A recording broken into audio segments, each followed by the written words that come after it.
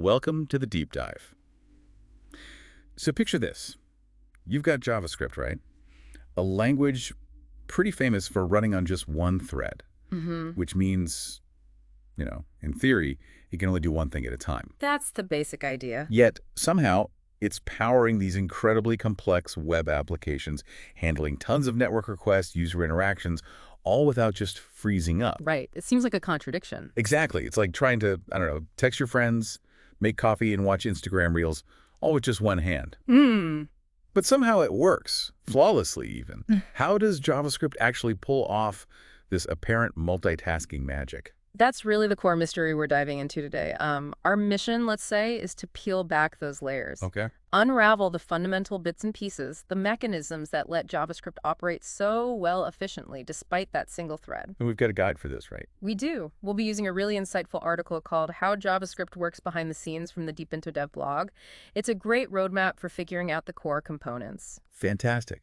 So by the end of this deep dive, you listening should have a really clear picture of how JavaScript executes code on that single thread. Yeah. We'll cover the call stack, what it is, how it manages things, then how web APIs help out with, the asynchronous stuff. Crucial part. And the really important difference between the task queue and this higher priority microtask queue. And finally, the star of the show. The event loop, how it coordinates everything, keeps it all running smoothly. Like a conductor. Exactly. It's the conductor of this asynchronous orchestra. All right, let's start right at the beginning. JavaScript is an interpreted language. Now, what does interpreted actually mean in practice? Especially if you compare it to something like, say, C++ stat. Yeah, good question. Think of it this way. With C++ at, your code is kind of like a detailed blueprint sent off to a factory. Okay, like a plan. Right. It gets fully converted, compiled into the finished product, the machine code, before anyone ever uses it. Got it. Pre-processed. Exactly. But JavaScript, it's more like having a live translator right there with you. Oh, interesting. It reads the instructions, line by line, and performs them right as the program is running. It needs a special machine to actually understand and interpret those script files. And this machine, usually that's something like Google's V8 engine, the thing in Chrome and Node.js. That's the most common one, yeah. V8. And that engine has a couple of main parts. There's the heap for memory, but we'll mostly set that aside for now. Okay. The really key part for our discussion today is the call stack. Right. So here's where it gets really interesting for me. If JavaScript is truly single-threaded, is the call stack literally the only place code runs? How does it enforce that one thing at a time rule so strictly? It absolutely is. The call stack is what makes JavaScript single-threaded at its core. Okay. It's the manager, basically. It manages the execution, processing one task, one function call at a time. Strictly last in, first out, LIFO. LIFO. Got it. So when you run code, each operation creates what's called an execution context. Think of it like a little task record. That context gets pushed onto the top of the stack. It runs. When it's finished, it gets popped right off the top. So super simple example. If I just have console.log, hello, and then console.log world, how does the stack handle that? Okay, easy. First, console.log, hello. An execution context for that is created, pushed onto the stack. Runs, prints hello. Yep, runs, logs hello, and pop, that context is gone from the stack. Then the next line, console.log world. Same process. Same exact process. New context pushed on, runs, logs, world, pop, it's off. Everything is perfectly sequential, one after the other. And you mentioned execution context. What exactly in that? You called it a little box earlier. Yeah, that's a good way to think about it. Every time a function is called, it gets its own brand new isolated environment, its own little box on the stack. And inside that box, it stores things like the function's local variables, any arguments it received, the special this value for that call, and crucially, a reference to its outer scope like where it was defined in case it needs variables from outside. Okay, so those boxes keep everything separate and predictable for each function call. Makes sense. It does. But now, here's the fundamental problem that this whole single-threaded thing creates. Uh-oh.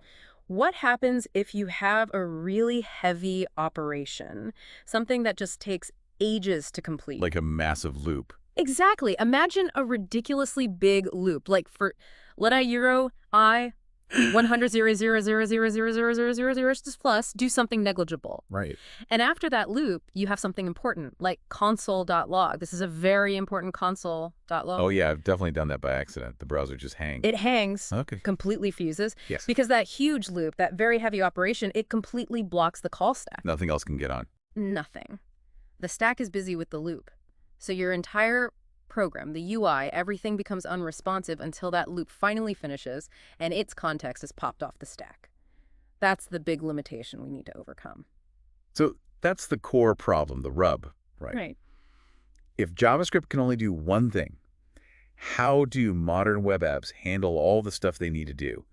User input, network requests coming back, animations, all seem to happen at once. Precisely. It seems like it's doing multiple things. The trick isn't doing multiple things at exactly the same time on the main thread. Okay. The trick is how JavaScript cleverly hands off those long-running tasks. Like you said earlier, like a conductor directing different sections. Okay, so it delegates. It delegates. And the first set of tools it uses for this are the web APIs. Now, these aren't part of JavaScript itself, are they? That's a key distinction. They're not in the core JS language spec. They're provided by the environment where JavaScript is running, usually the web browser. Like fetch check Uh-huh. or set timeout. Exactly. Fetch, set timeout, set interval, DOM manipulation stuff, console, even things like geolocation. These are all browser APIs. Right. And what's really cool is that some of these APIs let us offload those time-consuming or waiting tasks to the browser itself. Okay, give us a concrete example. How does that offloading work in a real scenario? Perfect example, navigator.geolocation.getCurrentPosition. Let's say you want to get the user's location. Right. When you call that function, getCurrentPosition, its execution context is pushed onto the call stack. But here's the magic. Yeah. It basically just tells the browser, hey, start trying to get the location, and when you have it, run this callback function I'm giving you. Amen. And then immediately the getCurrentPosition function finishes its job on the call stack and pops off. Wow. Okay, so the call stack is free again almost instantly. Instantly. While the browser in the background is doing the actual work of talking to the GPS hardware, whatever it needs to do. So JavaScript isn't blocked waiting for my location. Not at all. The call stack is clear, ready for other tasks, keeping your web page responsive. But now, the next question. What happens when the browser gets the location? It can't just interrupt whatever JavaScript might be doing then, right? Exactly. Cool. It can't just shove the result back onto the call stack whenever it feels like it. That would cause chaos. So where does the result, or more accurately, the callback function associated with that result, go?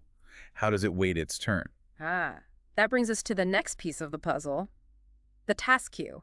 You might also hear it called the callback queue or the message queue. Okay, the task queue. Like a waiting room. Precisely. It's a waiting area. When the browser finishes a task it was handling, like getting the location, or when a timer finishes, it doesn't execute the callback function immediately. It places that callback function into this task queue. So it's lined up waiting. Lined up and waiting patiently for the call stack to be empty. But the big question for you listening is, how does it know when the call stack is empty? When is its turn? And that critical coordination role falls to the event loop. The conductor returns. The tireless conductor. The event loop has one simple, continuous job. It constantly checks. Is the call stack empty? Okay. If the answer is yes, is there anything waiting in the task queue? And if that answer is yes, Then the event loop takes the first task waiting in the task queue, remember it's a queue first in, first out, and pushes it onto the now empty call stack. and then that callback function finally gets to run. It finally executes. That's the entire loop. Check stack, check queue, move task if possible, repeat, forever. Let's make this concrete with another super common web API, set timeout. We use it all the time to delay things. Classic example. Consider this code .javascript.setTimeout, console.log 1 second passed. 1000. Console.log 2 seconds passed. Console.log deep into devlog. Okay, let's trace it. First, that first set timeout call. It gets pushed onto the call stack. But only briefly, right? Only briefly. Yeah. Its job is just to tell the browser's timer API, hey, start a timer for 1,000 meters and here's the function to run later, then pop, it's off the stack. Same for the second set timeout. Exactly the same. Pushed on, registers the 2,000 meters timer, and its callback pops off. The call stack is quickly empty again. And then the console.log deep into devlog runs. Correct. That's synchronous code. It goes onto the call stack, executes immediately, prints deep into devlog, and pops off. So deep into devlog appears first. Definitely first. Now, meanwhile, the browser's timers are ticking away in the background. Okay. After about 1,000 milliseconds, the first timer finishes. The browser says, okay, time's up for this one. What does it do with the callback? Console.log, 1 second passed. It puts it in the task queue. Bingo, it adds it to the task queue. Now the event loop is constantly checking. It sees the call stack is empty. It sees something in the task queue. So it grabs that first callback. Grabs it, pushes it onto the call stack. The function runs, logs 1 second passed, and pops off. And then the same thing happens later for the 2,000 meters one. Pretty much. After another second, the 2,000 meters timer finishes. Its callback goes to the task queue. The event loop finds the stack empty, moves it, it runs, logs, 2 seconds passed, pops off. Okay, that makes sense. But you mentioned something important earlier. Ah, yes, the timing guarantee, or lack thereof. Right. That 1,000 meters delay, it's not exactly 1,000 meters until it runs, is it? This is a super critical point you absolutely must grasp. That 1,000 meters is the minimum time until the callback function is added to the task queue. Not added to the call stack. Correct. It's the delay before it gets in line. It is not a guarantee of when it will actually execute on the call stack. Why not? Because imagine if when that 1,000 meters timer fires, the call stack is already busy running some other long synchronous JavaScript code. Oh, so the event loop sees the stack is busy. And it can't move the callback from the task queue onto the stack yet. The callback has to wait in the queue until the call stack is completely clear. So the actual execution could happen later than 1,000 meters after the set timeout was called? Absolutely. It could be 1,005 meters, 1,100 meters, even much longer if the main thread is blocked. It's a minimum delay, not a precise execution time. Okay, that's a huge clarification. That 1,000 meters is just the minimum time to get in the queue. God. I can see how that might trip people up. Throws a lot of developers for a loop, yeah. Pun intended, maybe. Huh, good one. Okay, so we've got callbacks from web APIs going into the task queue. But modern JavaScript uses promises a lot, right? And async await, how do they fit in? Promises. A really powerful way to handle async operations instead of passing callback functions into the async function. Like with set timeout. Right. Instead, promise-based APIs return a special object, a promise, that represents this future value or the completion of an operation.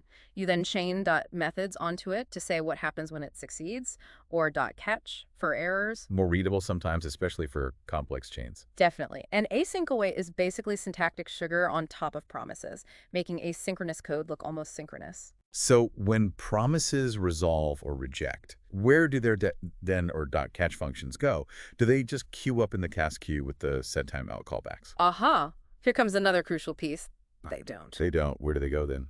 When we work with promises, we introduce a new player, the Microtask Queue. Microtask Queue. Okay, so 2 queues now. Task Queue and Microtask Queue. Exactly. And the Microtask Queue is special. It's primarily for the callback functions associated with promises, specifically the functions you pass to then .catch. And finally, it's also where the continuations of async functions are handled. Okay, Microtask Queue for promise-related stuff. But why have 2 queues? What's the difference? Does the event loop treat them differently? This is the really interesting part, the next big aha moment. The event loop prioritizes the Microtask Queue heavily. Prioritizes. How so? It will always look at the Microtask Queue first. If the call stack is empty, before it even considers looking at the task queue, it checks the Microtask Queue. And here's the kicker. If there are tasks in the Microtask Queue, it will execute all of them, one after another, until the Microtask Queue is completely empty before it goes back to check the task queue even once. All of them. So if one microtask adds another microtask, it runs that new one too before looking at the regular task queue. Precisely. It completely drains the Microtask Queue in one go, including any new microtasks added during that process. Only when the Microtask Queue is verifiably empty will the event loop consider taking just one task from the task queue. Okay, hold on. Let me process that. Call stack empties. Event loop checks microtasks. Runs all microtasks until empty.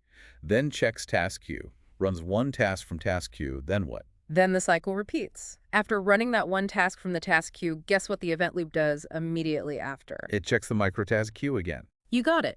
It checks the Microtask Queue again after every single task from the task queue. This ensures that promise reactions and other high-priority updates happen as soon as possible, often before the browser even gets a chance to repaint the screen. Makes things feel much more responsive. That makes sense. It's like a VIP express lane for promises. Perfect analogy.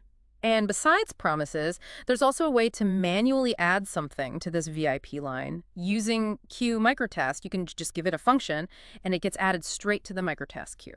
Interesting. Okay, let's see this priority with fetch.javascript. Some api.com/data, then rest console.log, got fetch data, rest, then rest console.log, got fetch data, console.log, fetching data. All right, walk me through it. What happens first? Okay, fetch goes on the call stack. It kicks off the network request in the browser. Right, using the browser's web API. And then fetch pops off the stack pretty quick. Yep, it returns a promise object immediately. Then the console.log, fetching data, goes on the stack, runs, prints the message, and pops off. Perfect. So fetching data is logged first. The call stack is now empty. The network request is happening in the background. Right, and when the server eventually sends back the response. The promise returned by fetch changes state, usually from pending to fulfilled. And that triggers the, then, callback. Exactly. The browser sees the promise resolved, and it schedules the function inside our res console.log to run. Where does it put it? Into the microtask queue, because it's a promise callback. Bingo. It goes into the microtask queue. Now, the event loop sees the call stack is empty. It checks the microtask queue. Finds our callback. Finds it, moves it to the call stack. It runs, logs the response data, and pops off. All potentially before any pending set timeout callbacks in the task queue get a chance. Okay, the priority makes a huge difference there. It really does. It's fundamental to understanding async flow in modern JS. Right. This feels like the final boss battle. Let's put everything together. Call stack, web APIs, task queue, microtask queue, event loop priorities, the whole shebang. Let's do it. The ultimate puzzle. Okay, listeners, try and predict the output of this code snippet. Pause if you need to. Really think it through. JavaScript promise.resolve.setTimeout, setTimeout, console.log95, .queueMicrotask, console.log11, queueMicrotask, console.log4. All right, deep breaths. Let's trace this carefully, step by step. What's the very first thing that happens? Line 4, console.log3, that's synchronous, straight onto the call stack, executes immediately. Correct. Output number 1 is 3. Call stack is now empty. What happens next with the other lines? Okay, line 1, promise.resolve.long, promise.resolve creates an already resolved promise. Instantly resolved. Yeah. So it's then callback, console.log32. Where does that go? Microtask queue, immediately. Perfect. It's waiting in the microtask queue. Next line. Line 2, set timeout, console.log95. This starts a web API timer. After about 5 meters, the callback, console.log9 will be added to the task queue. Task queue. Excellent.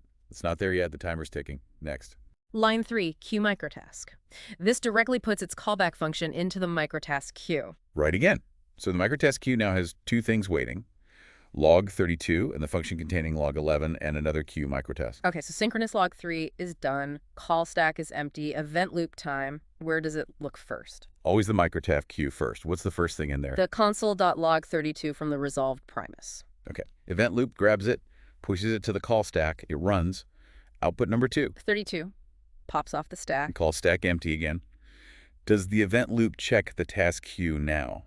No, it has to drain the microtask queue first.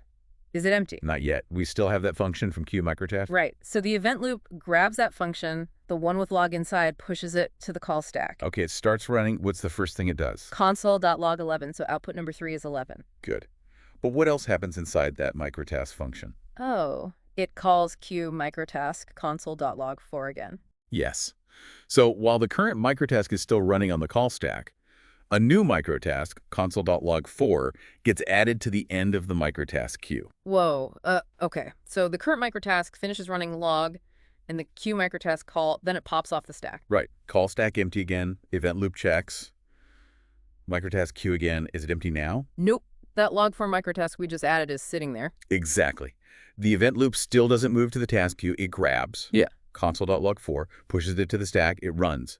Output number 4. Pops off. Call stack empty. Event loop checks microtask queue. Now is it empty? Finally, yes, it's empty. Okay. Only now does the event loop turn its attention to the task queue. Is anything there? Yes. By now, that 5 meter set timeout timer is probably finished, so console.log9 should be waiting in the task queue. Let's assume it is. Event loop grabs that one task, pushes it to the call stack. It runs. Final output. 9. Pops off. Call stack empty. Microtask queue empty. Task queue empty. The script is done. So the final sequence is 3, then 32, then 11, then 4, and finally 9. Nailed it. Wow. Okay, if you followed that, seriously, give yourself a massive pat on the back. That really ties it all It together. does. You now have like a genuinely solid understanding of how JavaScript actually works behind the scenes. We've conquered that paradox, right? Single thread, but handles so much. We've seen the call stack in action, how web APIs delegate work, the waiting rooms of the task, and microtask queues, and crucially, the event loop conducting the whole orchestra with its priority rules. Yeah, dissected the whole thing. And connecting this back to the bigger picture, understanding this stuff isn't just, academic trivia. No, definitely not. Knowing this lets you write much more efficient, non-blocking code. It helps you debug those really tricky asynchronous issues because you understand the order things actually happen in. You grasp why your application behaves the way it does. Right, it demystifies it. It really does. And that brings up, I think, an important question for you, the listener, to reflect on. Now that you understand this intricate dance, call stack, queues, event loop, how might that fundamentally change how you approach building and optimizing your web applications going forward? Knowing the rules changes how you play the game, right? That's a really profound thought to end on. How does knowing the how change the what you build? Brilliant. We hope this deep dive has given you a powerful new lens, a new way to see JavaScript and the web. Keep exploring, keep digging deeper. Absolutely. Keep learning, and thank you so much for joining us.